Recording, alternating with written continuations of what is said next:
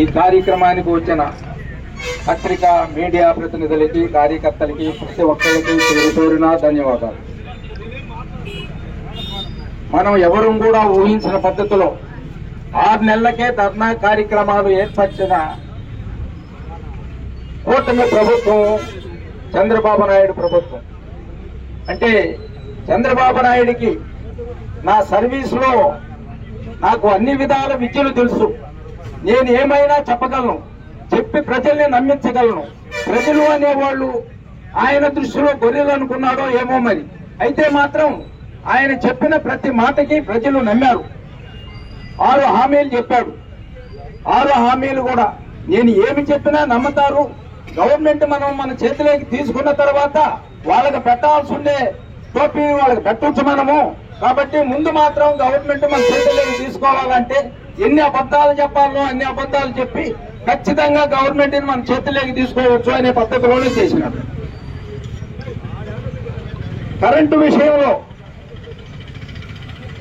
బషీర్బాగ్ లో కాల్పులు జరిపించి 3 చంపించేశాడు.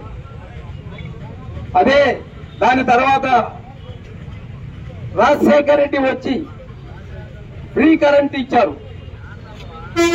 ఆయన తనయుడు జగన్మోహన్ రెడ్డి ఫస్ట్ టైం ముఖ్యమంత్రి అయిన తర్వాత ఆయన చెప్పిన పథకాలు ఎవరు చెప్పల, చెప్పింది చెప్పినట్టు చేశాడు, చెప్పనివి కూడా చేశాడు. ఆ విధంగా ప్రజల్ని అందరినీ ఆదుకుంటూ వచ్చాడు. ఆ విధంగా ఆయన సర్వీస్ చేశాడు.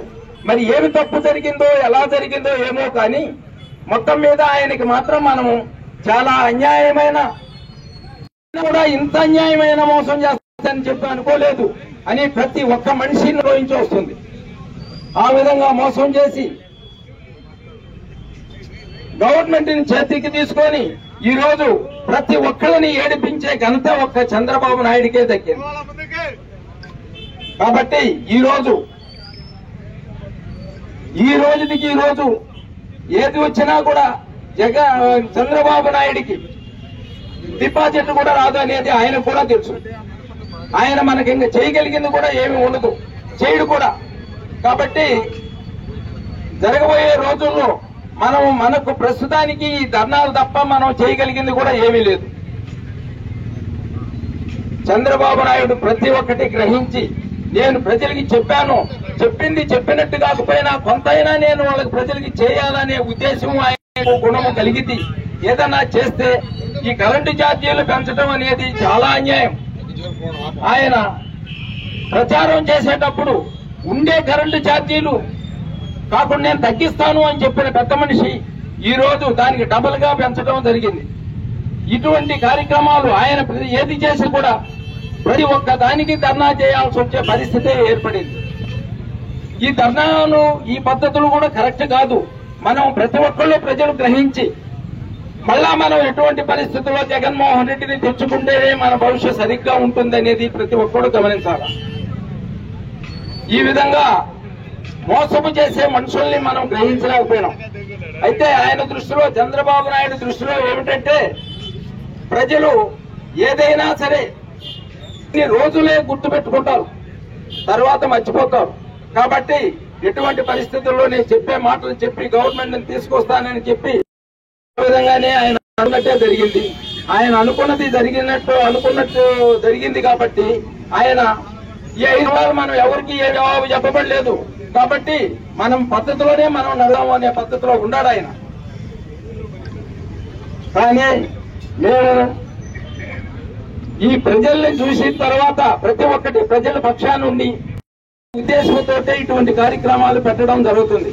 కాబట్టి మనం ఏమైనా సరే పోరాడి ఖచ్చితంగా ఈ పోరాటంతో మళ్ళా మనం రేపు 27లో జరిగే ఎలక్షన్ లో మనం మంచి మెజార్టీ తోటి జగన్మోహన్ రెడ్డిని తెప్పించుకొని మళ్ళా యథాప్రకారం మన పథకాలు మనం ఖచ్చితంగా తెచ్చుకోగలం. ఇది ప్రతి ఒక్కళ్ళు గమనించండి. మరి ఎందుకు జగన్మోహన్ రెడ్డికి తీర్పు ఇచ్చారో అది ప్రతి ఒక్కరికి చేసిన వైఎస్ఆర్సీపీ కుటుంబ సభ్యులు, నాయకులు, కార్యకర్తలు, అభిమానులు, జెడ్పీటీసీలు, ఎంపీపీలు అందరూ పదవులు ఉన్నవాళ్ళు లేని అందరికీ నమస్కారాలు. ఈరోజు మన నాయకులు మాజీ ముఖ్యమంత్రి వర్యులు జగన్మోహన్ రెడ్డి గారి పిలుపు మేరకు ఉదయగిరి హెడ్ క్వార్టర్ లో మన నాయకులు ఉదయగిరి ఇన్ఛార్జ్ మన మేకపాటి రాజగోపాల్ రెడ్డి గారి ఆధ్వర్యంలో మనం ఇక్కడ పెరిగిన ఛార్జీలు కరెంటు ఛార్జీ గురించి ఈరోజు ధర్నా తలపెట్టాము. ఇక్కడికి చాలా మంది వచ్చేసారు. అందరికీ చాలా నమస్కారాలు. ఈరోజు గవర్నమెంట్ వచ్చి 6 నెలలు దాటింది. 6 నెలలు దాటకముందే ఛార్జీలు మేము తమ్ముళ్ళు అందరూ ఓట్లేంటి, మేము ఏం చేయము, పెంచము అని చెప్పి అందరికీ హామీలు ఇచ్చి మరిన్ని వీడియోస్ కోసం ఛానల్ ని సబ్స్క్రైబ్ చేయండి. లేటెస్ట్ అప్డేట్స్ కోసం వాట్సాప్ ఛానల్ ని ఫాలో అవ్వండి. ఆ లింక్ డిస్క్రిప్షన్ లో ఉంది.